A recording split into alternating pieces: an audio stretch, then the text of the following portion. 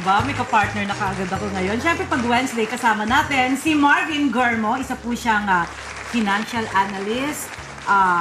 Basta pagtungkol sa kaperahan, ito lang ang hanapin nyo, si Marvin. Ang tagakuha ng trabaho ni Jenny at Erica.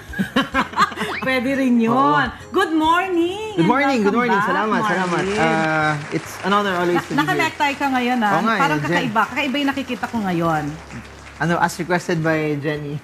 Yes. At alam mo, pagka ang Wednesday, wala ka, hindi kompleto ang Rise and Shine. Hindi. Dahil every Wednesday, kailangan nandito ka talaga. Hindi ako kompleto pag wala, Rise and Shine sa buhay ko. Nox!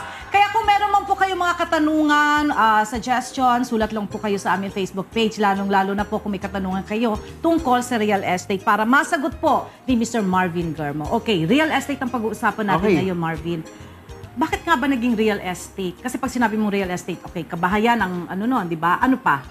Anything na property related, kahit lupa, condominium, gumawa ka ng commercial establishment, anything na, kasi yung kaiba niya pinag-usapan natin kanina, parang bumili ka ng stocks, papel lang hinahawakan mo, bumili ka ng bonds, paper kasi real. Oo, yung kasi bakit real estate? Kasi di ba fake estate? Bakit naging real? Pwede mong bakuran, bumili ka ng paano bakuran? Pwede mong, kunyari, bumili ka house and lot, alam mo na ito, 150 square meters, sa'yo yan, pwede mong, very tangible siya na, nasa yung sa'yo, kaya real property. Iba tawag nila property, pareho lang naman siya. But yung essence doon, bumibili ka ng either lupa or bumibili ka ng, kunyari, condominium. Hindi ka na bumibili ng lupa sa condominium pero considered pa rin siyang real estate. Bumibili ka ng space sa isang building.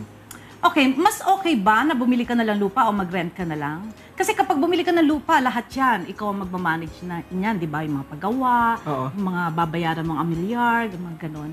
Para sa akin, on a financial planning perspective, pag may pera ka para makabili ng sariling bahay, mas maganda na yun, sarili mong property. Kasi tingnan natin, kunyari, 25 years old ka, 30 years old ka, magbayad ka ng renta every year for 10, 15, 20 years, malaki yun. Habang naghuhulog ka, hindi sa'yo napupunta yun.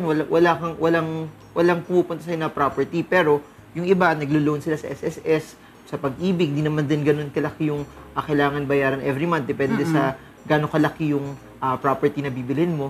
Ano yun? Every time naghulog ka, at least sa'yo yun.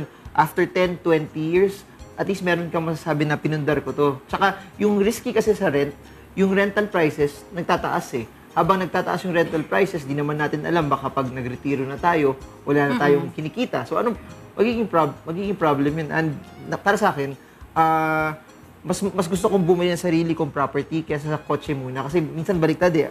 Iba sa atin parang... Kotse muna bago. Kotse muna kasi mukhang, mayaman na siya, may kotse, di ba? Mas mukha ka maporma eh. Pero pag bahay, hindi naman nila alam kung nagre-rent ka o nakatira ka sa sarili mong bahay. Tsaka mas maganda siguro unahin natin ang bahay. Kasi pagka nagre-rent ka, kung halimbawa, bibili ka ng kotse, hindi mo naman alam kung saan mo ipapark yun. Baka magasgasan pa, magkakaroon ka pa ng problema. Bumili ka muna ng bahay para merong ipapark na ano. Tsaka pag tinignan mo, yung kotse, hindi siya asset. Bakit? Pag bumili ka ng kotse, nagde-depreciate siya ng value.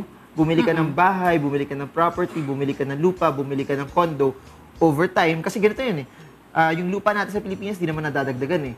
So, ano nangyayari? Dumadami tao, lupa, ganun pa rin. So, over a course of time, yung lupa, yung property, yung presyo ng lupa, lumalaki siya, tumataas siya, generally speaking. Pero syempre, may mga ibang lugar na hindi tataas yung lupa doon, tulad ng Marikina, yung mabilis mabaha, o yung mga medyo dangerous na area. So, yun. Pero generally speaking, real estate prices should go up. Pero kotse, bumabagsak yan. Bumili ka ng mga mamahalin bag, bumili ka ng mga cellphone, bumili ka ng ibang bagay.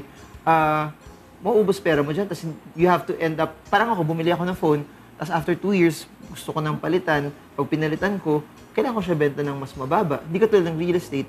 Magtiis muna ako ngayon, ipon-ipon, tapos sometimes, pag gusto kong benta, at least kita siya, mas malaki pa yung pwede kong kitain doon. Okay ba, Marvin, na mag-invest ka sa real estate?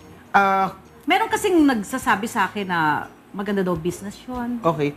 Depende depende sa profile mo. Kung ikaw yung tao na, kasi minsan may tiyaga rin na kailangan. Walang investment, walang negosyo na hindi kailangan ng tiyaga. Lahat pinag-isipan, lahat pinag-aaralan. So, lahat ba ng tao pwede mag-real estate? Available naman siya para sa lahat. Pero lahat ba ng tao dapat pasukin yun? Hindi naman. Kailangan mo i-check. Kasi unang-una, kailangan ng kapital yun kung gusto mo gawing negosyo. Kung gusto mo iparenta sa ibang tao, kailangan mo din tignan na kailangan matyaga ka kasi Madami akong nakikita dyan, pahirapan sa paniningil, sa tenants nila. Kasi iba doon talagang, alam mo yun, kunyari, wala sa bahay, iniiwasan nila. Tapos, may nagagawa naman ng paraan na may post-dated check.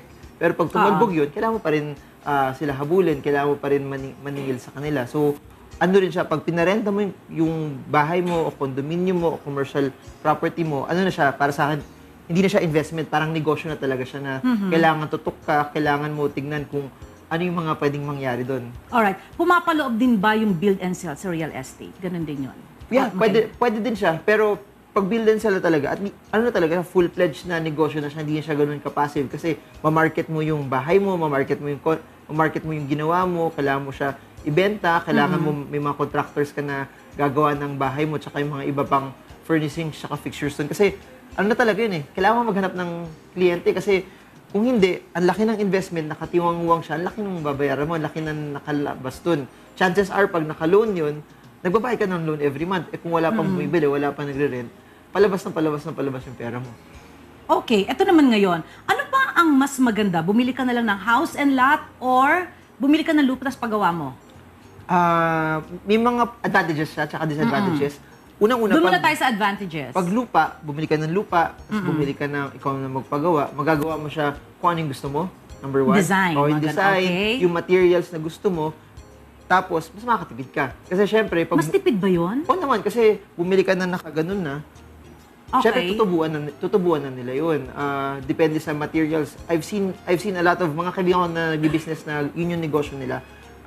Ganito kalaki na property, papatayuan nila, malaki markup nila.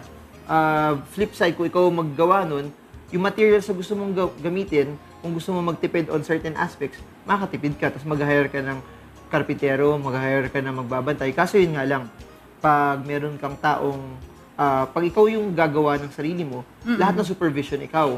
Yun yung medyo hassle doon. Kung hindi mo naman siya forte, baka meron kang hindi mami-miss out or meron kang mga pagkakamali na kung in-outsource mo na, bumili ka na ng gawa na, wala ka na kailangang isipin. Tapos na siya lahat. Minsan, pag ganun, minsan pwede kang dayain, baka mamaya trabaho na pang 2 months, naging 4 months na, ganun. Nakita ko yun sa Kailangan talaga tutukan mo din. Kailangan tutukan, tsaka kailangan alam mo rin yung nangyayari doon. Ito lang, maiba tayo. Kung halimbawang papagawa ka ng bahay, kailangan ba kontrata yung mga gagawa sa'yo or mas maganda yung... Meron kasi sinasabi sila ng per day. Pag daw kontrata, mas mabilis, mapapabilis. Pero pagka per day sila, syempre yung iba dyan, tatamad-tama rin para humaba ang oras. I think ano yan, dual fold. Kung meron kang supervisor na magaling magbantay dun sa mga taong nandun, okay lang siguro na arawan. Pero kung wala kang makuhang ganun na willing magbantayan, sila mag-check na dapat okay, pagtaas sa 1 linggo, ito na yung tapos natin na gawa. Mas maganda siguro Pacquiao kasi syempre may incentive sila na tapusin na natin. Ayun ba yung term ng Pacquiao? I think Pacquiao, Manny Pacquiao, congratulations. Okay, kung halimbawa naman yung mga foreigners, pwede ba sila bumili ng properties dito? Kung halimbawa doon sila naka-base? I believe sa natin, sa batas natin, yung mga lupa at mga house and lot, they cannot buy. Pero pwede sila bumili ng condominiums. Yun yung difference. They can buy condominiums kasi iba yung dynamics ng isang condo compared sa bumili ka sarili mong bahay. Yung iba naman, iba yung style nila. Nagsiset up sila ng corporation. Yung corporation na ginawa nila, yun yung pinabibili ng bahay. Or, nag-asawa sila ng Pinoy. Yun, joke lang. Bilang gano'n yun. Hindi, sa opinion mo pala, Marvin, ano bang mas magandang bilhin? Condo, house and lot? Okay. Kasi, ewan ko sa akin kasi ang naisip ko pag condo, parang wala naman akong lupang tinatapakan. Parang alam mo yon, pag gumuho yun, asan yung ko? Asan yung pag-aari ko doon? Okay. So, ano mas maganda? Condo, bahay. Okay. Tingin mo. Ano siya, again, may pros and cons yun. Normally kasi, ngayon, nasa Metro Manila ka, bihira ka na makikita ng bahay na malapit sa gitna, na magandang presyo makukuha mo. Yung makikita mo mga bahay normally ngayon, Bulacan, Cavite, Santa Rosa, the further it is, kasi mas mura naman talaga siya. Habang lumalapit ka sa gitna, yung presyo ng mga lupa, mas nagmamahal. Parang kunyari, sa may Makati, sa Forbes Park, magugulat ka, 500,000 per square meter. So, kung meron kang 1,000, di ba? Ang laki. As you go further sa gitna, yung price ng lupa, nagmumura siya. So, kung hanap mo convenience, hanap mo malapit ka sa opisina mo, hanap mo na mas mabilis, mas malapit sa mga MRT, tapos nandun na lahat paglabas mo, condominium maganda. Pero pag habol mo yung, okay, willing ka mag-travel ng malayo, willing ka mas may extra time doon, pero sarili mo yung lupa mo, maganda rin yung bahay.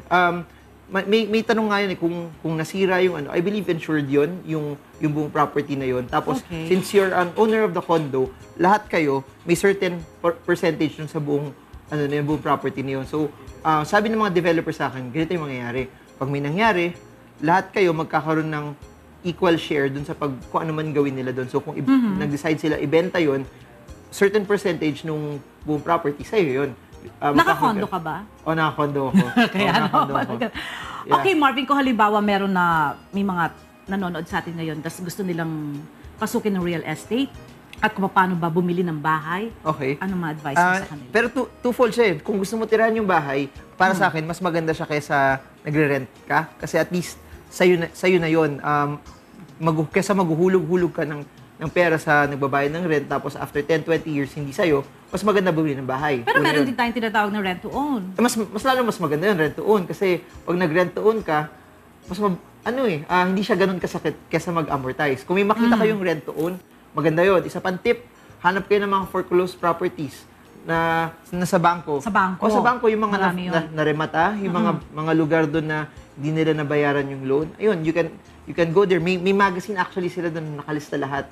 Nakalista yung address, nakalista kung ano. Pwede mong inspection. Tapos, baka pwede ka pa maghagil. Since kasi, para sa akin naremata na yun, yung bangko naman, di na nila gagamitin yun eh. Parang sayang lang sa kanila kung naka-stack sa kanila yun. So, better na pwede ka maghagil, makakuha ka pa ng mas mababa na presyo sa kanila. Alright. Contact details, Marvin, sa kanila pa pwede makontak. Ganun pa rin, marvingermo.com.